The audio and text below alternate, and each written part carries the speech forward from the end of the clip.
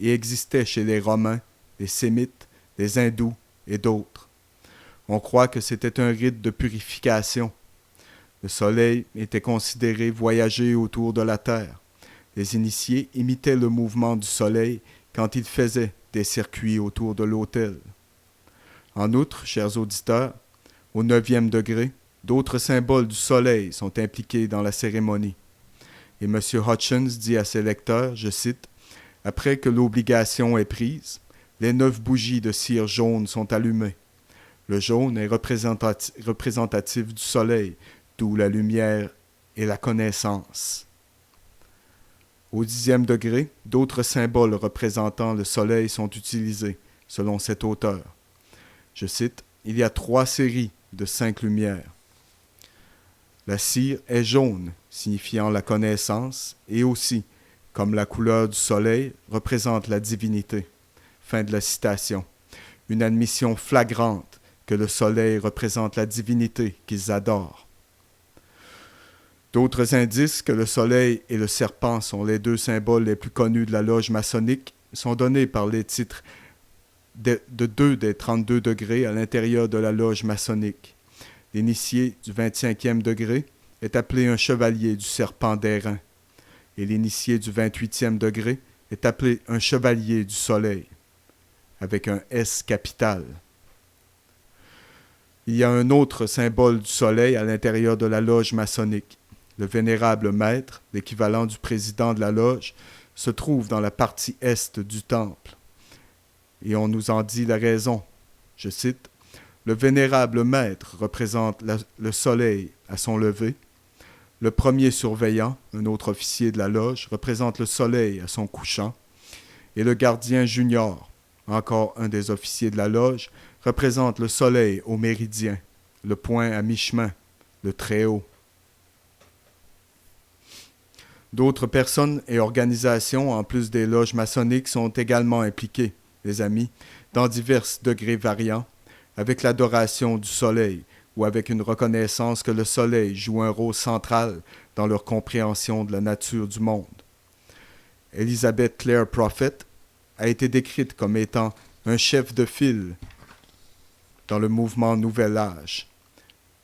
Comme elle a écrit cela dans un bulletin d'information qu'elle publie appelé The Coming Revolution. Je cite, « La guérison des nations commence avec la guérison de nous-mêmes. Nous devons faire émerger à partir du grand soleil central cette lumière éternelle dont nous étions loin dès le début. » Fin de la citation. Adolf Hitler, je suis sûr que vous avez entendu parler de lui, le chef du gouvernement allemand avant et pendant la Seconde Guerre mondiale, et qui était directement responsable de l'assassinat de plus de 50 millions de personnes, était également un adorateur du soleil. Très tôt dans sa vie, il a rejoint une organisation secrète appelée la Société de Thulé. Et 40 ans après la guerre, certains historiens plongent finalement dans ces croyances étranges. 2 de ses auteurs, Michel Bertrand et Jean Angelini, ont produit un livre intitulé « The Occult and the Third Reich », et une de leurs conclusions est, je cite, « Dans la cosmologie nazie, le soleil jouait un rôle de premier plan, comme un symbole sacré de l'arien, contrairement à la symbolique féminine et magique de la lune, vénérée par les peuples sémitiques. » Fin de la citation. Le parti nazi était le nom du Parti national-socialiste allemand du travailleur, le parti que M. Hitler a rejoint. C'est devenu le parti contrôlant du gouvernement allemand avant et pendant la guerre. Le Führer allemand, pour chef de file, dans ce cas signifie M.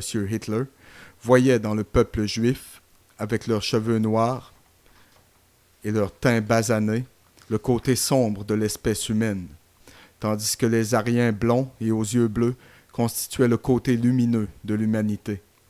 Hitler s'est engagé à extirper, signifiant à éliminer du monde matériel ces éléments impurs pour le ramener à la gloire.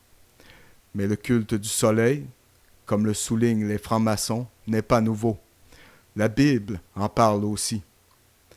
Les amis, Ézéchiel était un prophète du Testament de l'Ancien Monde, écrivant quelque part au cours de la période de 571 à 592 avant Jésus-Christ. Et il raconte comment il a été mené par Dieu pour voir une pratique survenant à proximité du temple. Et c'est ce qu'il a écrit dans Ézéchiel chapitre 8, versets 15 et 16.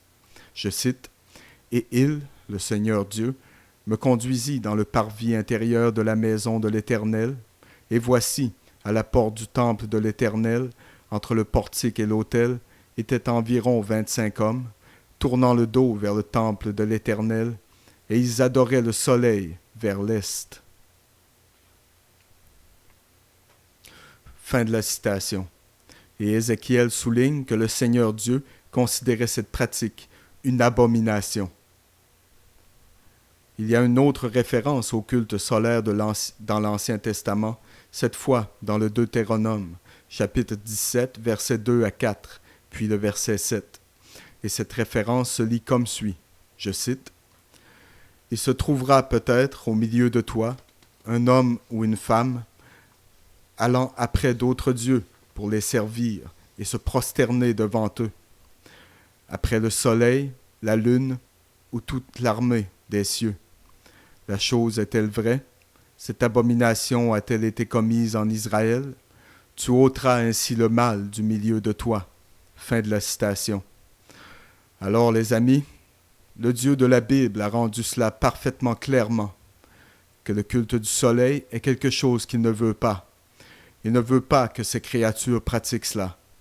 La Bible est même allée jusqu'à dire, dans les deux cas, qu'il considérait cette pratique comme une abomination ou un mal. Mais pour montrer à quel point cette pratique a envahi la communauté chrétienne, la prière suivante était offerte à un enterrement récent dans une église chrétienne locale. Je cite, « Maintenant, vous ne ressentirez pas de pluie, car votre mère, la terre, entourera ses bras autour de vous. Maintenant, vous ne ressentirez pas de froid, car votre Père, le soleil, va toujours vous réchauffer. » Fin de la citation. Le culte du soleil continue, parce que certaines églises chrétiennes prient le Dieu soleil dans leurs services religieux et ne comprennent pas qui ils prient. Simplement dit, chers auditeurs, le Dieu soleil qu'ils priaient est Lucifer. Lucifer, aussi connu comme Satan ou le diable. Cela vous réveille, n'est-ce pas? Vous voyez, tout le temps vous pensiez que la religion était quelque chose de stupide et n'avait rien à voir avec les événements mondiaux et en général. Mais vous avez tort. Elle a tout à voir avec tout. Que vous le croyez ou non, que je crois ou non, cela ne fait aucune différence. Si les personnes qui ont le pouvoir et contrôlent cela, croient cela, cela va tous nous affecter. Comprenez cela, parce que c'est vrai. Bonne nuit et que Dieu bénisse chacun de vous.